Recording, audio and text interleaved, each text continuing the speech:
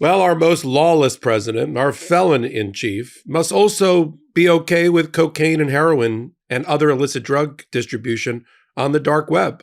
Because in order to curry favor with the Libertarian Party, which supported him during the campaign, he just pardoned Ross Ulbricht, who was the inventor of a dark web website called Silk Road that distributed, you heard it, cocaine and heroin in return for Bitcoin back in 2013, was serving a life sentence plus 40 years that was affirmed by the United States Supreme Court. But all Donald Trump saw was dollar signs, libertarian support for his campaign. Why the libertarians have made Ross Ulbricht their poster boy? Because he created an illicit drug marketplace beyond the reach of the federal government, and that turned on Donald Trump. You want to hear more? You're on Legal AF, the YouTube channel. Let's get to it.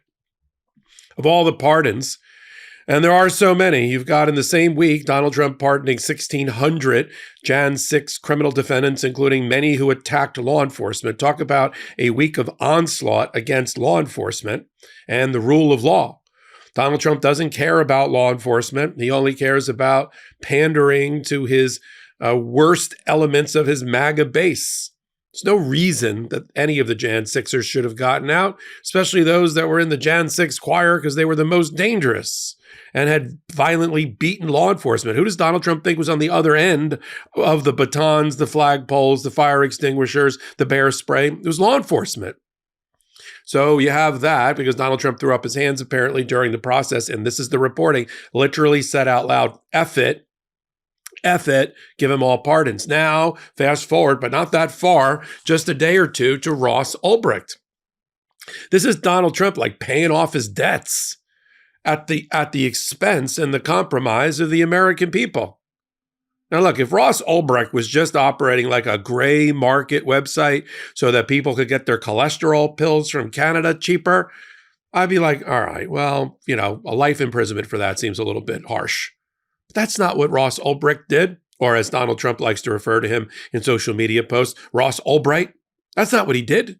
What he did is he created a dark web Amazon for heroin, cocaine, and other illicit drugs. Is that okay? And then to cover his trails as the Dread Pirate, whatever his name was, Dread John Pirate or whatever his trade name was, he used Bitcoin. Is that what turned Donald Trump on? Bitcoin, You heard, shiny object, Bitcoin, cryptocurrency. That sounds good. Outside the government's reach. Look at the product that was being distributed. If this guy, Ross Ulbricht, wasn't a tall, blonde, blue-eyed 40-year-old guy, if he was black or brown in inner city neighborhoods, especially in democratic cities, the MAGA would try to hang him from the highest pole, right? The highest tree. They'd run a ad campaign, a social media campaign against, the mayor of that city about, drugs being sold out of the back of a van or on the street corner, near our children. What about Ross Ulbricht? Guys should be ashamed. The libertarians should be ashamed of themselves. I have no problem with some fundamentals of libertarianism, okay? I'm okay if our social safety net is not compromised. If those who are not able to avail themselves of the full benefits of a thriving capitalist society need help, I am all for free healthcare, free public schools, free Head Start for children, free children healthcare, a free higher education. These are the things a roaring economy the size of the United States, with a tax base the size of the United States and a GDP the size of the United States should be able to provide, right? With no skin off our nose, right? Water off a duck's back at our size. But we have this push-pull that goes on in our society, right?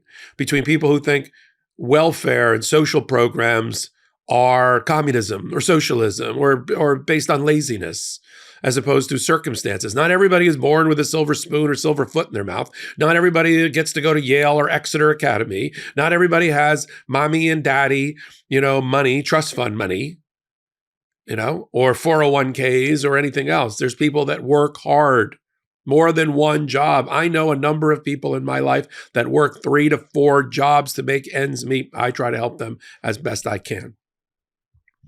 So we got that push, pull. right? Pull yourself up by your bootstraps, or as Ketanji Brown Jackson and others on the Supreme Court have said, but what if you have no boots?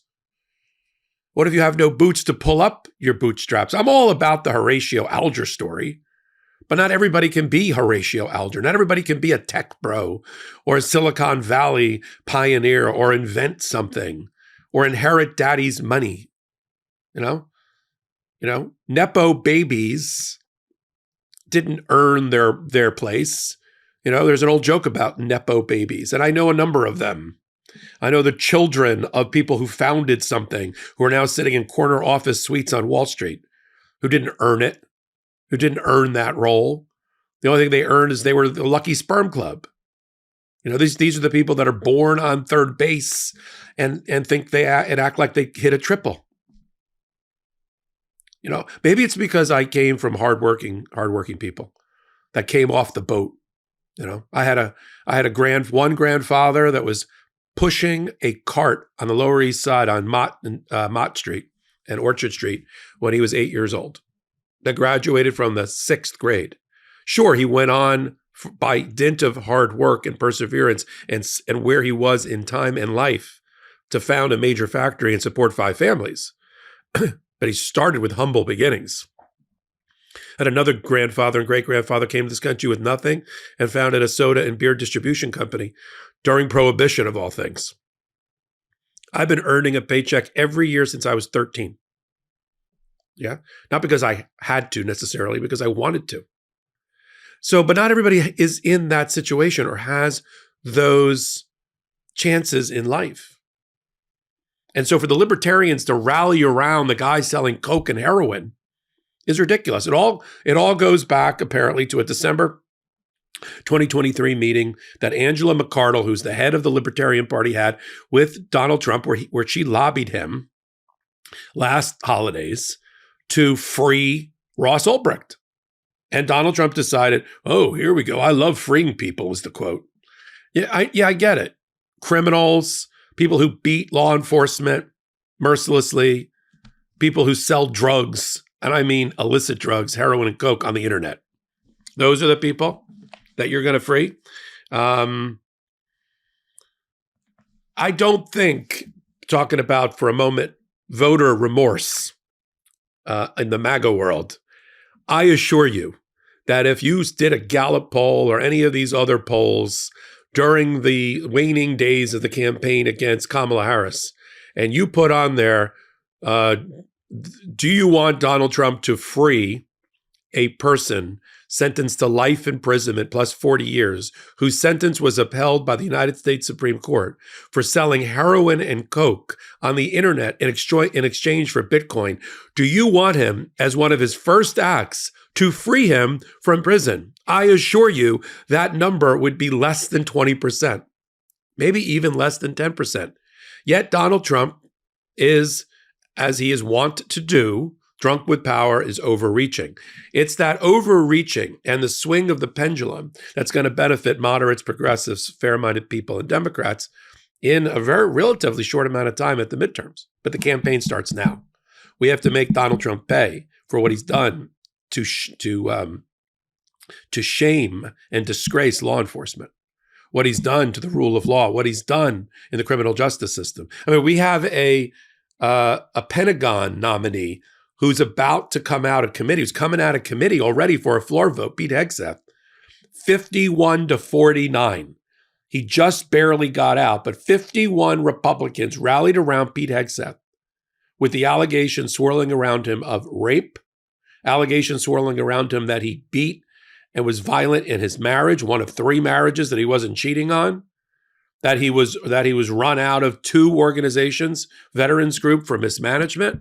This is what MAGA has rallied around to make him the head of the Pentagon, a guy who's in charge of $3 billion and 2 million service people. Run out of rail mismanagement of 2 organizations, veterans groups, public intoxication, including allegations of public intoxication while in uniform. But because Donald Trump wanted them, it's another example of the complete lawlessness of the Trump administration that we need to pay back at the midterms. Don't just shake your head. I mean, that's your first reaction. It was certainly mine when I heard about the pardon of Ross Ulbricht. But don't just shake your head, or as the great Barack Obama says frequently, don't boo, vote, but really vote. We got to reanimate and we've got to re-energize the brand. 9 million people that voted for Joe Biden stayed home in November. We know why. We could all sit here. I'm sure we could all come up with the same list of 5 or 8 reasons why the Democrats lost that no primary switch of the jockey at the last minute, heading for the finish line, despite billions of dollars invested in the race. We could all, I'm sure our lists would overlap. But now we got a full ride to the midterm elections, great candidates in every place. And we now have to get those 9 million people to come back to the polls. 20 million people registered to vote didn't even show up at all. They just sat out democracy in November. And the result, when you strip away 9 million disaffected Democrats and 20 million people overall, including independents, what is born from that is another Donald Trump administration. But he is overplaying it. He thinks he's got a mandate. He doesn't. He thinks, everybody wants the MAGA Project 2025 agenda. They don't. And then he's gone on a limb and pardoning drug dealers.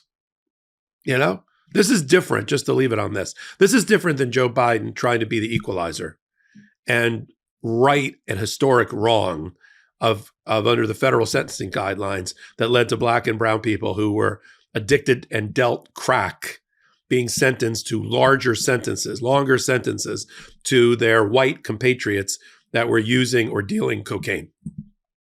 And that's where a lot of these nonviolent drug offenses that were sentences that were commuted or pardoned by Joe Biden at the end came from.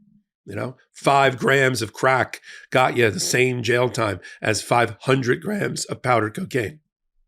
That was a racist approach to sentencing and convictions, and that is what he worked on. That's different than Ross Ulbricht, the poster boy for the Libertarians, because he sold heroin to people in exchange for Bitcoin. I'm Michael Popok. You're on Legal AF. Follow me here. Hit the blue subscribe button. We've added 50,000 subscribers this month. That's all because of you. We're humbled by it. We're on our march to 500,000 by our half birthday. Got another about 6 weeks to go. So I appreciate each and every one of you. Thanks for being here on Legal AF. Continue to follow and subscribe. Leave comments. Send these clips off to friends and family. Watch our other contributors. And finally, join me on Tuesdays on a new podcast we call Popok Live on the Midas Touch Network, Tuesday nights at 8 p.m. Eastern Time on the YouTube, and then wherever you get your podcasts from. So until my next reporting, I'm Michael Popok. In collaboration with the Midas Touch Network, we just launched the Legal AF YouTube channel. Help us build this pro-democracy channel where I'll be curating the top stories, the intersection of law and politics. Go to YouTube now and free subscribe at Legal AF MTN. That's at Legal AF MTN.